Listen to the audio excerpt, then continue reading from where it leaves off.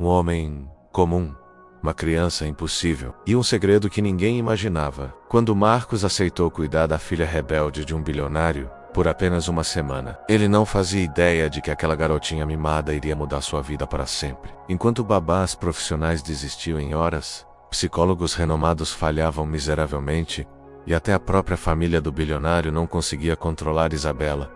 Esse pai solteiro desempregado descobriu algo que ninguém havia percebido. E o que você vai descobrir nos próximos 15 minutos não é apenas a história mais tocante que você verá hoje. É uma lição poderosa sobre conexão humana, segunda chances, e como às vezes as pessoas mais improváveis são exatamente o que precisamos. Mas antes de eu te contar o que Marcos descobriu sobre Isabela, me ajuda com uma coisa? Clica no like agora e se inscreve no canal, porque quem faz isso recebe notificações em primeira mão das histórias mais incríveis que eu garimpei para você. São relatos reais que vão te fazer rir, chorar e repensar suas próprias escolhas.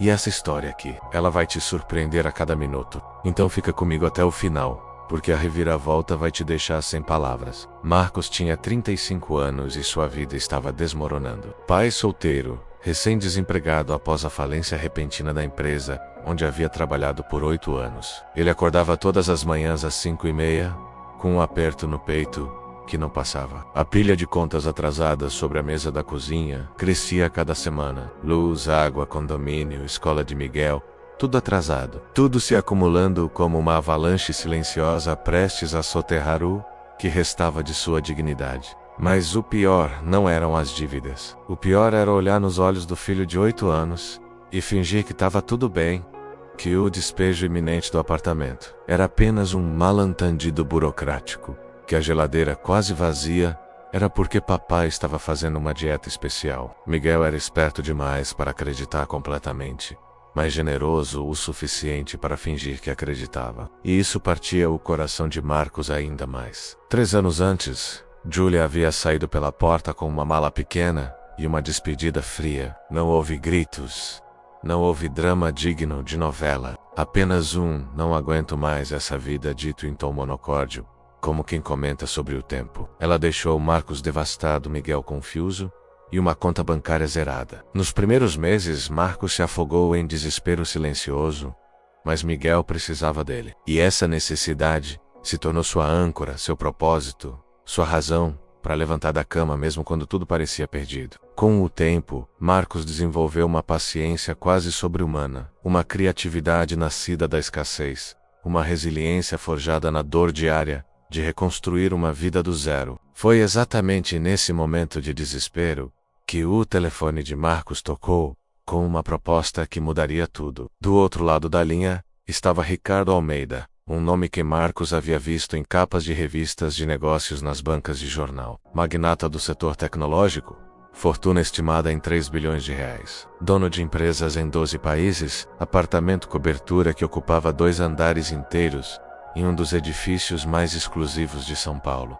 Ricardo Almeida era tudo que Marcos não era: poderoso, influente, capaz de resolver qualquer problema com dinheiro. Qualquer problema, exceto sua filha Isabela. 7 anos de idade, cabelos encaracolados que emolduravam um rosto angelical, que escondia um furacão de comportamento destrutivo. Isabela havia sido expulsa de 5 escolas particulares de elite nos últimos 2 anos. 5 instituições que cobravam mensalidades equivalentes a salários inteiros, com psicólogos no quadro de funcionários, professores com mestrado, infraestrutura impecável. E mesmo assim, todas pediram educadamente, mas firmemente, que a família Almeida procurasse outra opção educacional. Os incidentes eram lendários entre os círculos da alta sociedade paulistana. Isabela agrediu uma professora com tesoura durante aula de artes. Não porque estava sendo repreendida, mas porque simplesmente decidiu testar o que aconteceria. Destruiu metade da biblioteca escolar em uma tarde, arrancando páginas de livros raros, enquanto ria histericamente. Liderou uma rebelião no recreio que resultou em 3 crianças machucadas e 2 pais ameaçando processos judiciais. Psicólogos renomados, aqueles com consultórios, endereços nobres e listas de espera de meses, desistiram após poucas sessões. Babás profissionais com décadas de experiência não duravam 3 dias completos. O recorde era assustador: 12 babás diferentes em apenas 6 meses. Ricardo estava prestes a desistir quando sua governanta sugeriu algo absurdo: contratar um homem sem qualquer experiência profissional com crianças. Carla trabalhava para Ricardo há 8 anos, gerenciando a equipe doméstica de 15 funcionários que mantinham a mansão funcionando perfeitamente. Ela havia testemunhado cada tentativa fracassada, cada especialista saindo pela porta com expressão derrotada, cada babá pedindo demissão, antes mesmo de completar a primeira semana. E em todas essas tentativas Carla percebeu um padrão. Todos eram profissionais impecáveis, mas nenhum era genuíno. Nenhum realmente se conectava com Isabela como ser humano, apenas como caso clínico ou trabalho remunerado. Foi então que Carla pensou em Marcos, seu irmão mais novo, aquele homem que ela via lutando heroicamente para criar Miguel sozinho, transformando a adversidade em amor diário, fazendo milagres com recursos mínimos. Ela ligou para Ricardo tarde da noite e fez uma proposta inusitada. No dia seguinte, Marcos recebeu o telefonema. Inicialmente pensou ser trote quando a voz do outro lado se identificou como Ricardo Almeida. Mas a seriedade no tom, os detalhes específicos, a transferência instantânea de R$1.000 como adiantamento de boa-fé, provaram que era real. A proposta era chocante em sua simplicidade e em seu valor: R$50.000 por uma semana. 7 dias cuidando de Isabela, morando na mansão, disponibilidade total, responsabilidade completa. Marcos sentiu vertigem. R$50.000 resolveriam todas as suas dívidas, garantiriam 3 meses de tranquilidade, dariam fôlego para procurar emprego sem desespero. Mas ele não era babá. Não tinha diploma em pedagogia, psicologia, nada. Justamente por isso, explicou Ricardo com voz cansada, contratei os melhores especialistas do país, PhDs, autores de livros, profissionais com currículos impecáveis. Todos falharam espetacularmente. Preciso de alguém diferente. O que Marcos não imaginava é que Isabela havia preparado uma recepção especial para destruir sua confiança nas primeiras horas. Marcos subiu as escadas de mármore importado, carregando apenas uma mochila surrada, sentindo-se absurdamente deslocado naquele universo de luxo quase obsceno. Lusters de Crystal, quadros que provavelmente custavam mais que carros, móveis que pareciam saídos de museus europeus, tudo impecável, tudo frio, tudo sem alma. Isabela estava sentada na sala de estar, um cômodo do tamanho de todo o apartamento de Marcos, vestindo um vestido de princesa que provavelmente custava milhares de reais. Mas o que chamou a atenção não foi a roupa. Foi o olhar. Olhos castanhos avaliando Marcos de cima a baixo com a precisão calculista de um general avaliando o território inimigo. Nem 5 minutos depois, veio o primeiro teste. Isabela pegou o copo de suco de uva que estava na mesinha de centro, olhou diretamente para Marcos e derramou o conteúdo inteiro na camisa branca dele. Devagar, propositalmente observando cada reação. Os 3 funcionários presentes na sala prenderam a respiração, aguardando a explosão. Marcos olhou para a mancha roxa se espalhando pelo tecido, olhou para Isabela e simplesmente disse: "Desculpa, eu estava no caminho do seu copo." Foi buscar uma toalha e limpou-se calmamente. Teste número 1. Falhou em provocar reação. Durante o jantar, o chefe francês apresentou um prato gourmet digno de restaurante estrelado. Isabela cruzou os braços, empurrou o prato e declarou: "Não vou comer." Marcos deu de ombros e começou a comer o próprio jantar, comentando casualmente sobre o sabor. Não implorou, não negociou, não ameaçou, apenas existiu. Teste número 2. Falhou novamente. Depois de exatas 2 horas e 15 minutos, Isabela parou abruptamente de gritar. E o que aconteceu depois deixou todos os funcionários boquiabertos. O silêncio foi tão repentino que pareceu antinatural. Isabela ofegava, rosto vermelho do esforço vocal prolongado, lágrimas de frustração secando nas bochechas. Ela esperava que Marcos finalmente explodisse, gritasse, desistisse como todos os outros. Mas ele continuou sentado no chão de mármore frio, pernas cruzadas, expressão serena. E então Marcos começou a falar. Voz suave, cortando o silêncio tenso. Era uma vez um dragão que vivia no topo da montanha mais alta e mais gelada do mundo. Isabela virou o rosto, recusando-se a demonstrar interesse. Mas seu corpo traiu curiosidade, os músculos relaxando milímetros. Esse dragão era temido por todos. Diziam que ele cuspia fogo tão quente que derretia pedras, que suas garras eram afiadas como espadas, que seu rugido fazia montanhas tremerem. Marcus continuou, pintando detalhes vívidos. O dragão solitário testando cada visitante corajoso que subia a montanha, cuspindo chamas cada vez mais intensas, até que todos fugissem apavorados. Mas o que ninguém sabia, Marcus fez uma pausa dramática, é que o dragão não cuspia fogo porque era mau. Ele cuspia fogo porque tinha muito medo. Isabela piscou, processando. Pela primeira vez em meses, algo além de raiva atravessou seu rosto.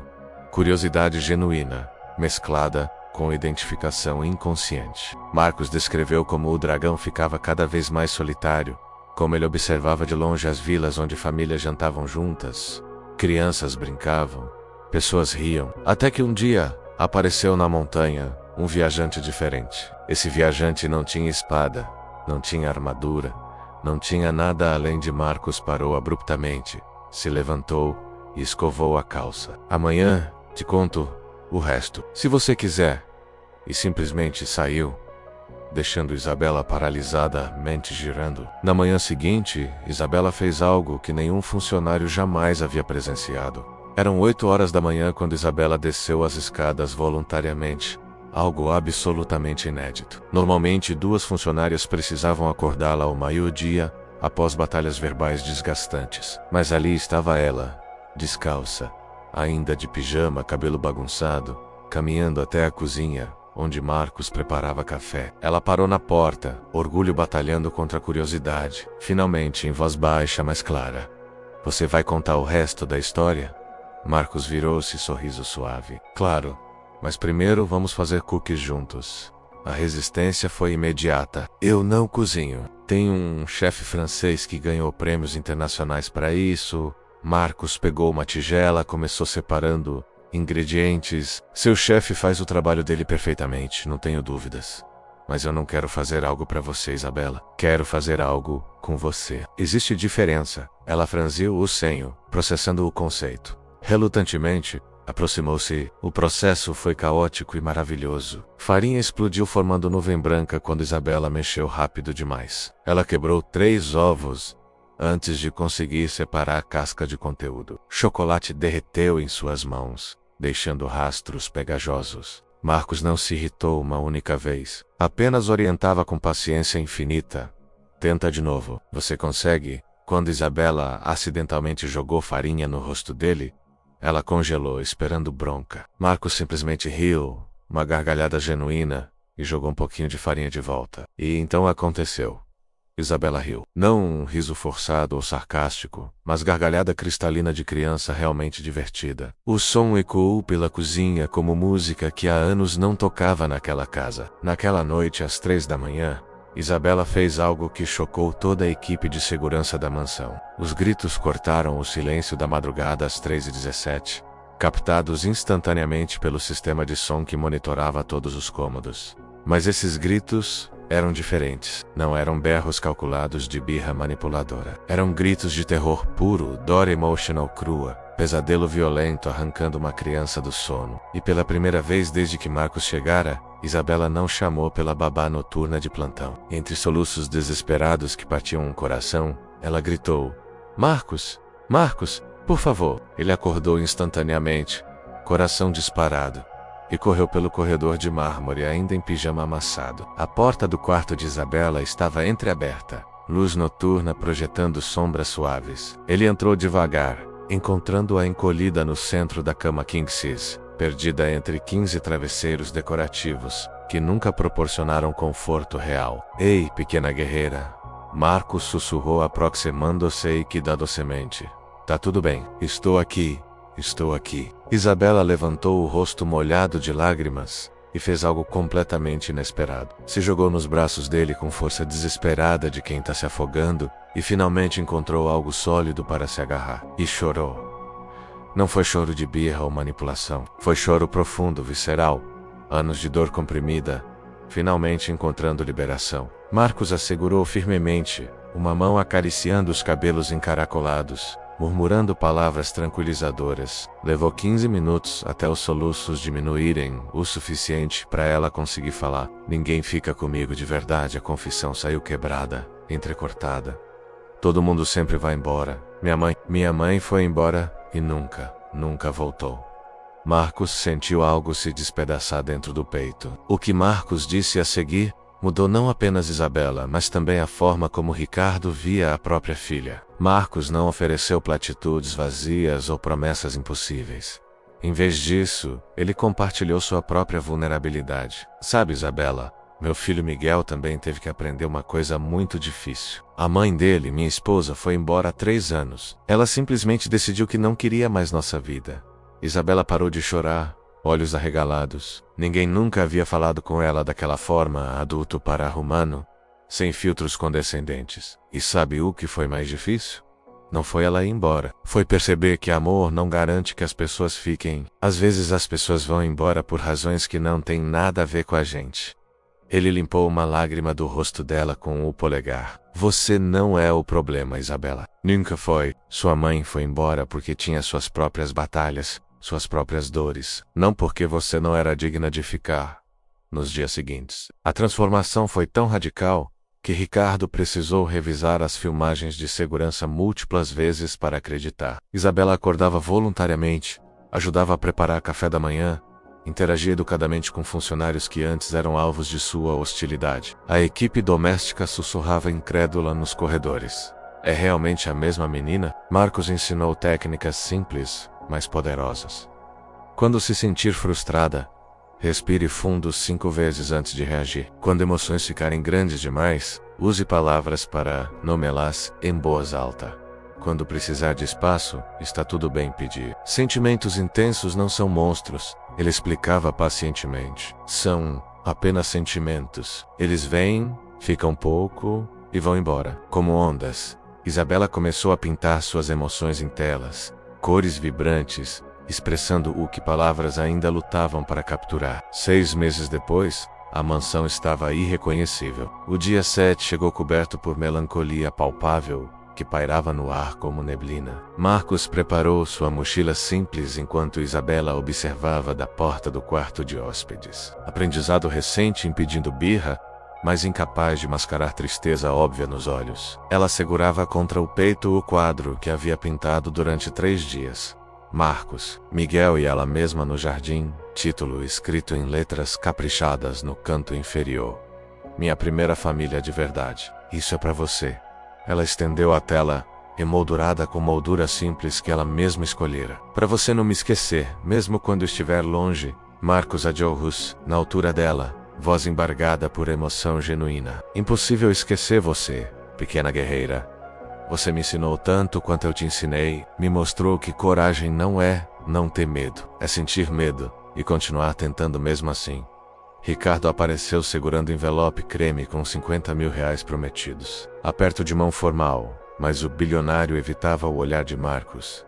Vergonha evidente nas linhas tensas ao redor da boca. Marcos desceu as escadas de mármore pela última vez, entrou no Uber, e quando o carro virou a esquina, longe de olhos observadores, finalmente permitiu que lágrimas corressem livremente. 3 dias de silêncio pesado seguiram. Marcos voltou à rotina anterior, pagou dívidas urgentes, guardou o resto, mas algo havia mudado irreversivelmente dentro dele. Miguel perguntava sobre Isabela diariamente. Papai, a Bela está bem? A ligação veio na quinta-feira à noite. Ricardo, voz diferente, humilde de um jeito que bilionários raramente são. Marcos, Isabela voltou a ter algumas crises. Nada como antes, mas ela pede por você. Todos os dias, Marcos aceitou o emprego, mas impôs uma condição não negociável, que Ricardo jamais esqueceria. Ela não precisa de mais funcionários perfeitos ou especialistas caros. Marcos disse com firmeza tranquila, que não admitia contestação.